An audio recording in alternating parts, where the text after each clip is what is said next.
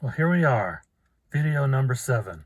If you're new to the channel, I should probably tell you that these are not isolated videos that should be viewed in isolation. They're actually, I'm doing a whole series so each video builds on the last one. So if you really want to be into the conversation, you got to watch the other videos. Well, you can probably still get a little bit out of it if you don't watch the other videos. But anywho, since none of you are watching this anyway, I guess I can just go ahead and proceed. So in the last video, I talked about knowledge by intuition, and I talked about the laws of logic, and I talked about the law of non-contradiction. I wanted to add a little bit to that about the law of non-contradiction. I've run into a surprising number of people who do not believe in the law of non-contradiction, or they believe that it's not universally applicable or something like that. But every time, or logic at all. And so, like, every time I've tried to challenge people on that, or whenever they've tried to challenge me on that, they always resort to equivocation. And so, like, take the statement, it's raining in Tallahassee. No, let me back up. The statement, it's raining, versus the statement, it's not raining. Now, on the surface, these seem like contradictory statements. It can't be both raining and not raining at the same time, right? Well, actually, they can be both raining and not raining at the same time, and that does not violate the law of non-contradiction. The reason is because it's possible for it to be raining in Tallahassee while it's not raining in Phoenix. So, to have an actual contradiction, you have to be talking about the same thing at the same time and in the same sense. So I could say it's raining and it's not raining in the sense that it's literally raining water, but it's metaphorically not raining cats and dogs or something. Well, maybe that's not the best example, but you know what I mean. I mean, you can use statements as metaphors. And so if you say something metaphorically and you say it's opposite literally, you're still not contradicting yourself because you're talking about things in different senses. So yeah, people will use equivocation to try to prove that the law of non-contradiction is not universally valid, but that doesn't prove that because all you're doing is removing the contradiction by saying two opposite things in different senses. So you have to be talking about the same thing at the same time and in the same sense to have an actual contradiction. Okay, so in the past, I've come up with these thought experiments or whatever, these exercises, challenges that I've given people. If they still, after everything I've said, they still deny the law of non-contradiction. So here's the challenge: draw a square triangle. In the past, when I brought that up, people said, "Oh, a pyramid is a square triangle." Well, it's not. A pyramid has a square base and it has 4 triangular sides. It's not a square triangle. When I'm talking about a square triangle, I mean a flat, we're talking about Euclidean flat space-time again, a flat line drawing that's both a triangle and a square at the same time and in the same sense, or a square circle. I asked my daughter one time to draw a square circle. I told her there couldn't be any such thing as a square circle. And she drew me a donut.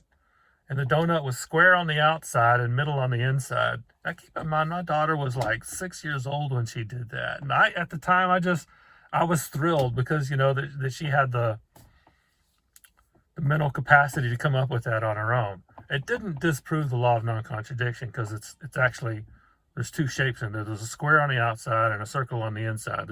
It's not a square circle. But I admired the effort. Another challenge is draw 3 straight lines such that, and label them A, B, and C, such that A is longer than B, and B is longer than C, and C is longer than A.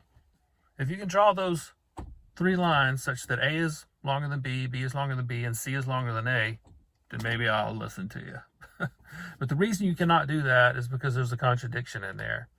If A is longer than B and B is longer than C, then A is longer than C. So if A is longer than C, then it cannot be the case that A is not longer than C, because that's a contradiction.